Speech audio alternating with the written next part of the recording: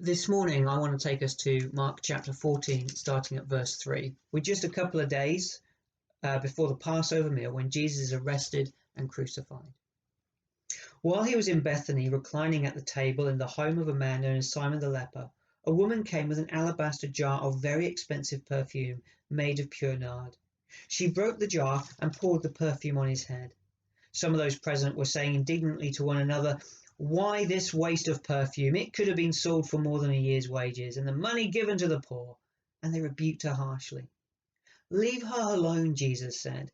"Why are you bothering her? She's done a beautiful thing to me. The poor you will always have with you, and you can help them whenever time you want. But you will not always have me. She did what she could. She poured perfume on my body beforehand to prepare for my burial. I tell you the truth, wherever the gospel is preached throughout the world, what she has done will also be told in memory of her." I titled this thought for the day, "A Woman Alone." I wonder how she felt walking to that house with her jar of perfume. I wonder what she thought when she picked it up at her own home.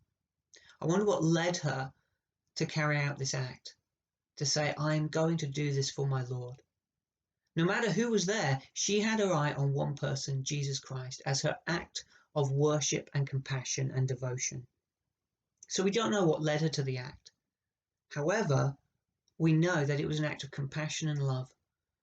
And it's interesting that actually, out of all the things that are about to happen, it is the only act of compassion and love we read during the next 2 days, even through to the resurrection.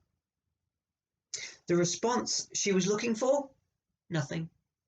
We don't know what she was expecting. I don't think she had in mind the crowds. She knew this was for Jesus.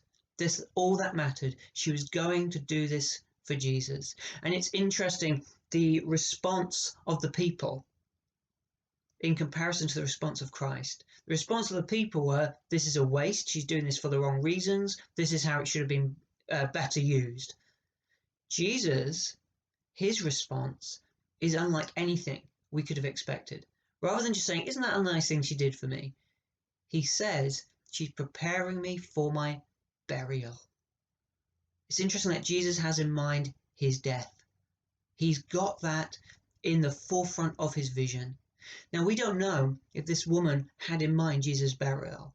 We don't know if she knew from what she had heard Jesus teach the disciples that he was going to die and be buried. Did she know? We could say yes, she did, because Jesus said she did. Or was it that no matter what her reason for doing this was, Jesus defined her worship?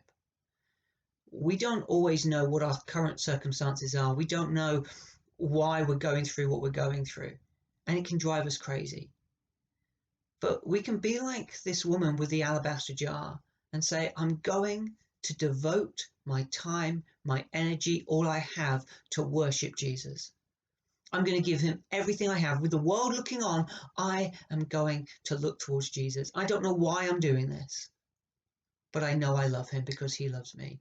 And then Jesus comes in and he defines our worship.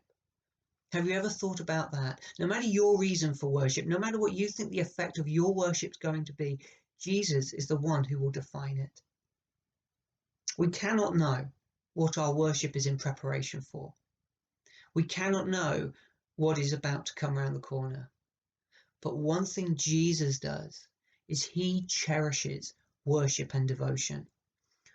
Whether you are alone, in your mind, in your body, in your soul, in your strength, put your worship of Christ at the center, and he will direct your path towards hope, towards renewal of spirit and mind, and he's preparing you and preparing others through your worship for the future.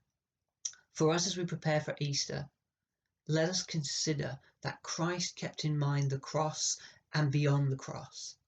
We too must keep in mind our crosses that we have to bear daily as we follow Christ, with in mind the future glory it's attaining. So be encouraged today, and please continue praying for all those suffering with coronavirus. And please continue to pray for Boris Johnson, who is continuing to receive treatment at hospital.